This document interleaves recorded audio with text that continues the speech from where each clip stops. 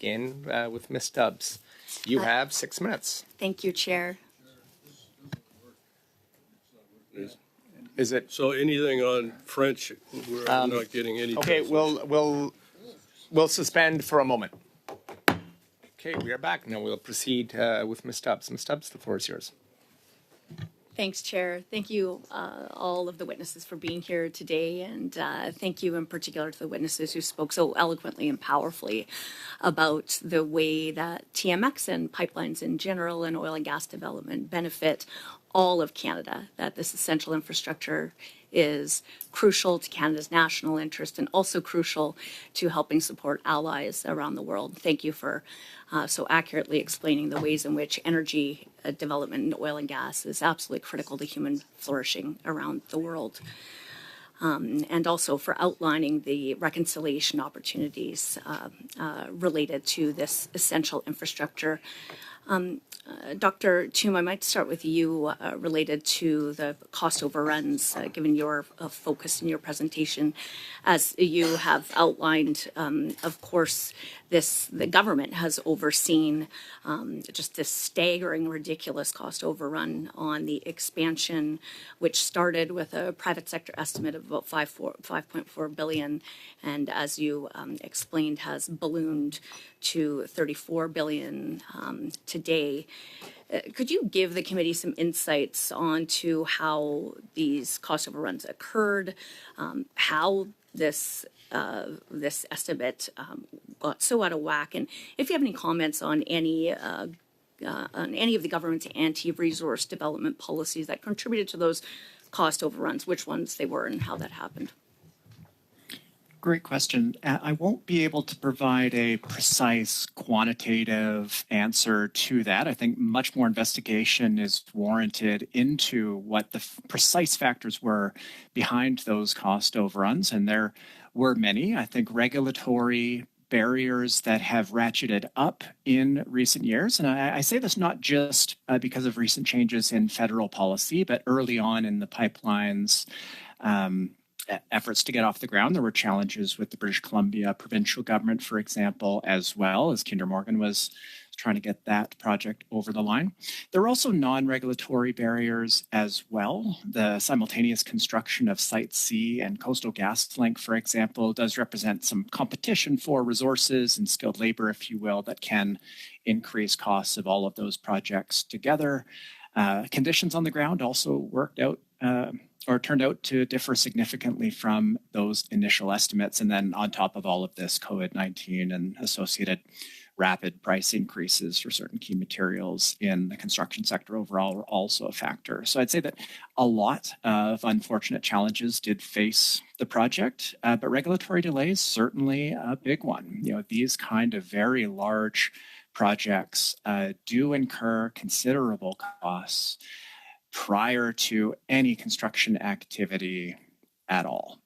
And thinking about not just the regulatory burden that proponents need to overcome, but the rapid and uncertain changes in the regulatory environment also make it more difficult to plan and navigate these kind of large-scale infrastructure projects well. Thank you, Dr. Toom. And of course, one of the key failures was that the government could have declared the Trans Mountain expansion in the general advantage of Canada. And there were certainly things that the federal government could have done to clear the way for that pipeline that had been approved to get built by the private sector in the first place. And so thank you for that insight.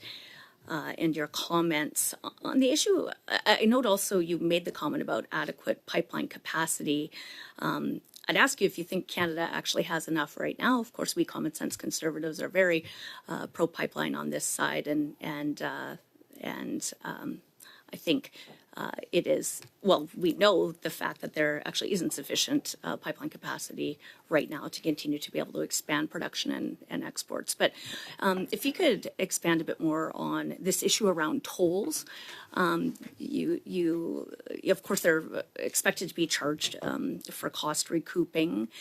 Can you give any insight on how much higher you expect those tolls to be? The fact that the CER has said they won't be finally decided on until 2025. If they're expected to be higher, what are the factors and the impacts driving that?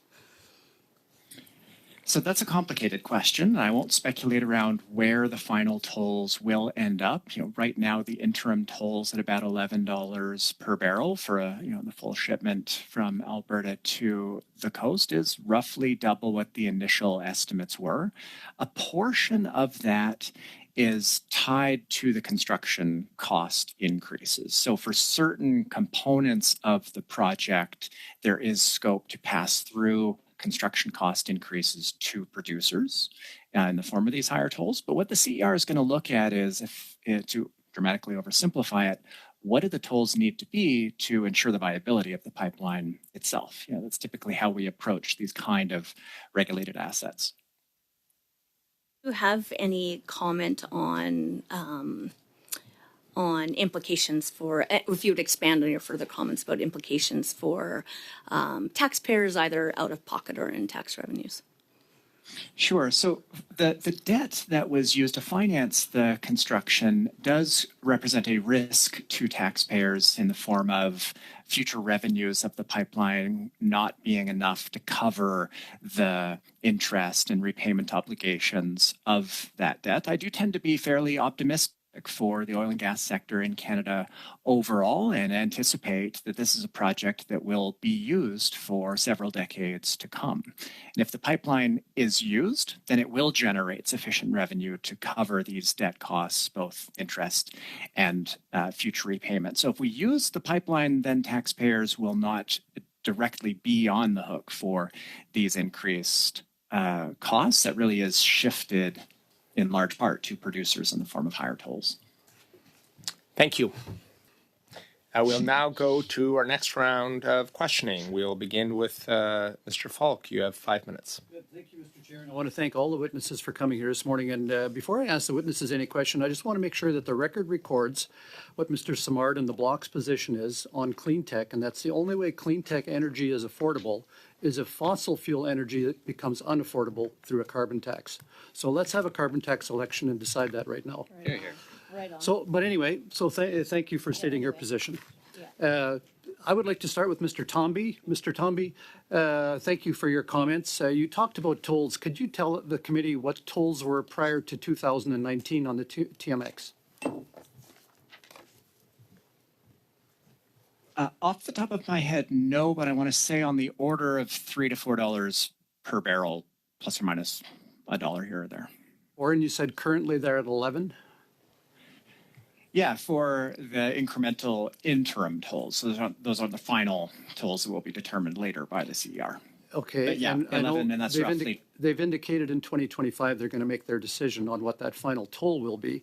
And that'll be on presumably the final cost, which we really don't know. The latest figure we know is $34 billion, but we really don't know what the final cost will be at this point. If it's $34 billion, what do you expect the tolls will have to be?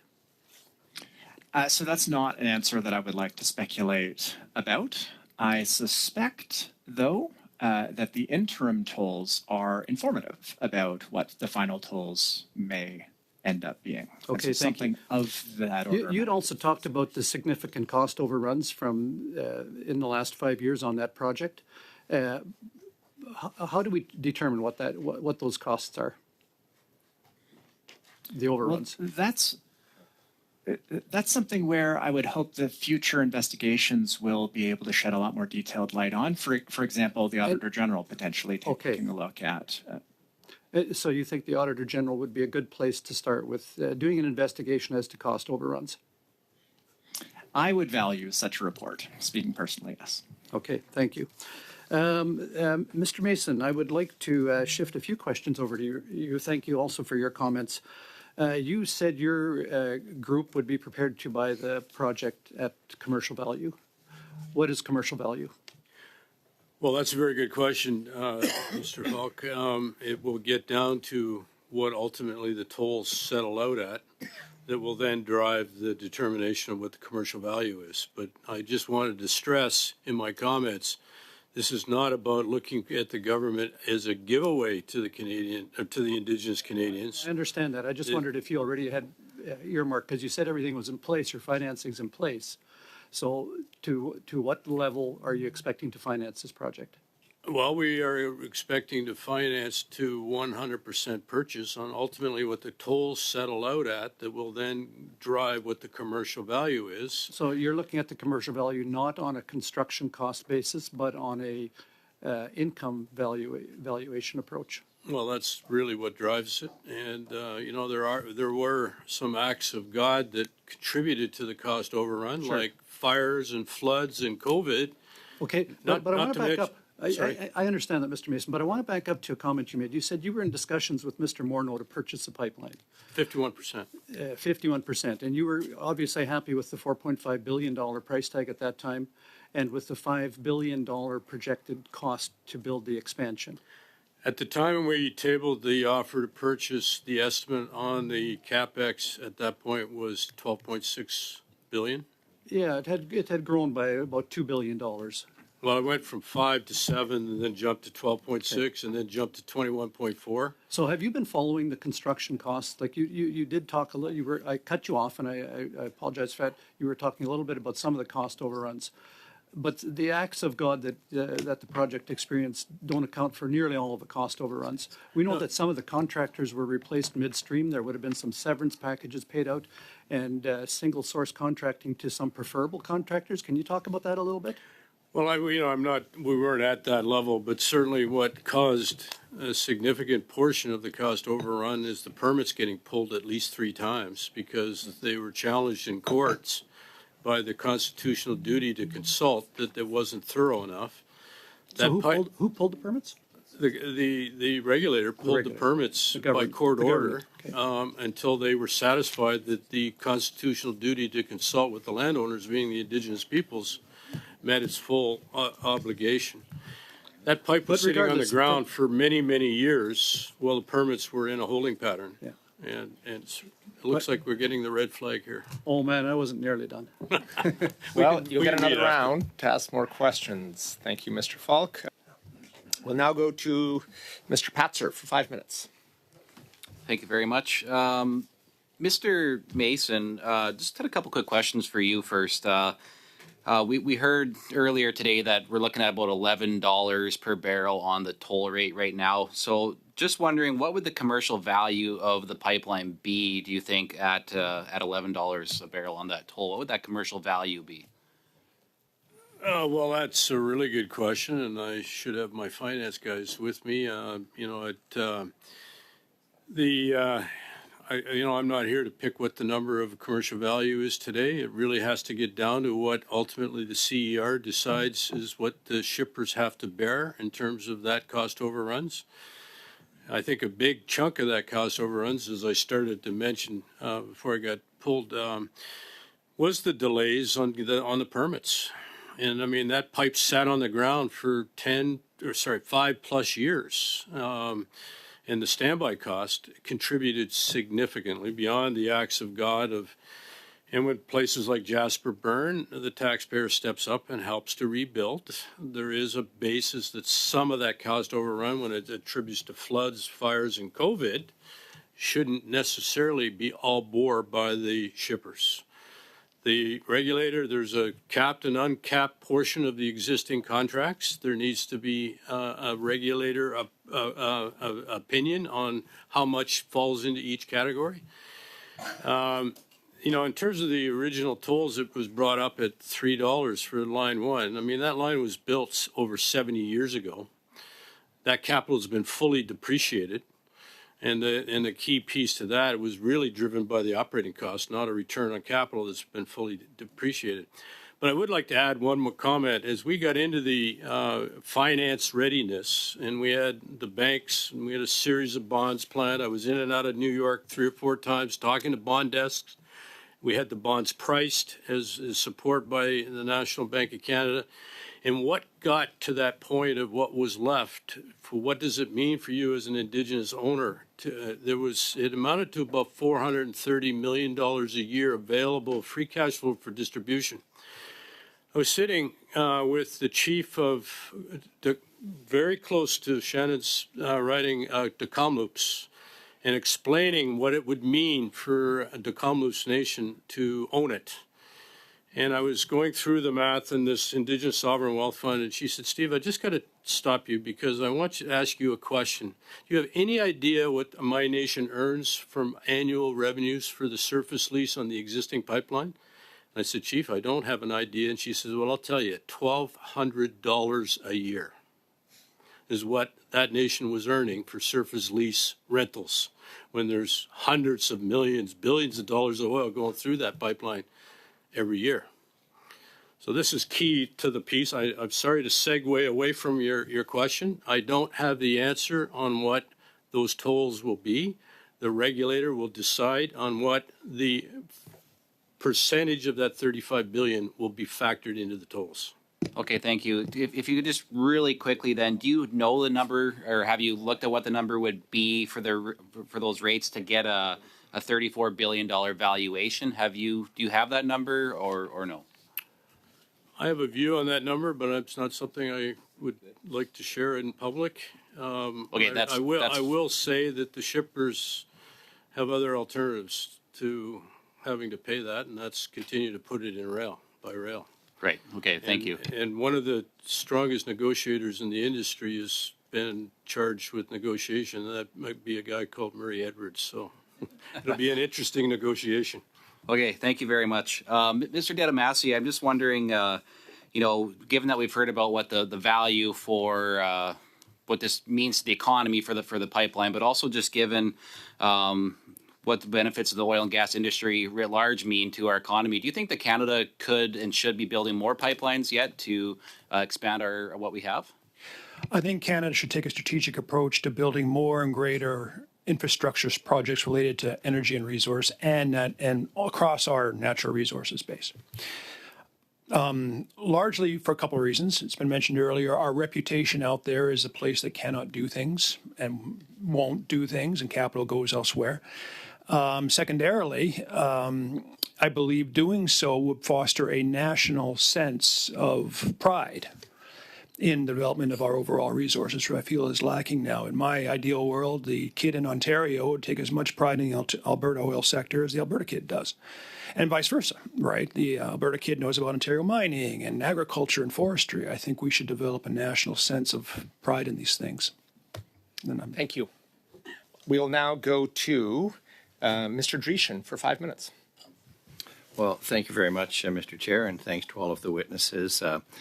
First of all, I'd like to direct some questions to Mr. Dedamasi. You have your expertise in international business, and that's I think something that we had read when we had gone through your brief earlier, and you had talked about the global issues and the fact that we have 2 billion people that have no real access to energy and 4 billion that have a little. And so the rest of us act as though we are going to manage the whole world for them. So I think that's really kind of part of it. And how we solve energy for the world's poor is something that we should recognize and be careful about. And there was also discussion about the sanctions as far as Russia is concerned. I had spent some time with the OSCE, and we were talking about energy security, food security, and of course security in Europe. And the discussion on sanctions, of course, what that had done is taken any European industrial base, reduced it to ruin. And so, therefore, if the world is going to buy anything, it had to be bought from China or India, and so therefore we supported the war effort that way. So the concept of sanctions was not really something that was going to solve a lot of problems. You also had talked about the idea of our American neighbors. And when on the first day of the last administration, they shut down Keystone XL. And so that stopped another source for our energy. So these are some of the issues that we deal with. And of course, we have people that talk about how you have to get rid of the oil sands. It was Mr. Byrol from the International Energy Agency that had indicated that the difference between heavy oil in Fort McMurray and conventional oil, if you took that differential as far as carbon is concerned, that the equivalent would be 1 day's emission in China. So, does it matter if China gets its act together on January 1st or January 2nd? But yet we are able to demonize an industry that means so much, not just for the world, as I had spoken about, but also for Canadians. I wonder if you could comment on some of the global aspects of Canadian energy. Sure. A couple of things that you've mentioned. One is, I think energy development has to be taken in context of everything else, of which climate is one, security is another, economic growth is another one, future generations. Sometimes I also think that our focus on climate obscures us to some of these other things that we might be paying attention to, including the one about energy poverty among the world's poor, which strikes a lot of them who I've talked to as just another neocolonialism. Given that we just had Indigenous Reconciliation Day, I think that was something we should think about. This appears yet another attempt to stop them from developing in a way that they deem, and it's dealing a lot of resentment. And the economic growth is what leads people to care about increasingly green policies. Rich people care about these things. Poor people, the evidence indicates, do not. So that's one.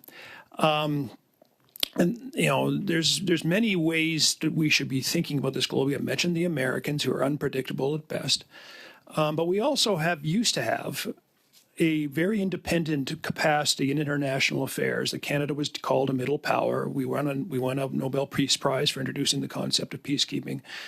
We had independent values that the world saw and stood for, and I think one of them is clean provision of energy, and others might be something that can harken back to, I wouldn't say good old days, but at least something that I think is worth remembering. So those are a couple of comments. I mean, it's a very big canvas you've opened up, but I'll start with that. Thank you very much. And one of the discussions had to do with innovation, commercialization, and how people say, well, that'll never happen.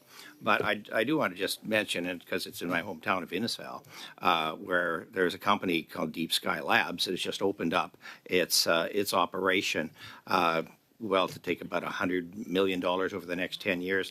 No government support in this. It is simply a commercial venture, and they're talking about different types of projects. So that it is a lab that is going to look at different ways of capturing CO2 and different things that can be done with this. So I think that's one of the important aspects. And just in closing. I've said that the colonialism that we speak about is environmental colonialism, and some people argue that doesn't exist, but I do believe it does. So thank you very much. Thank you, Mr. Drean.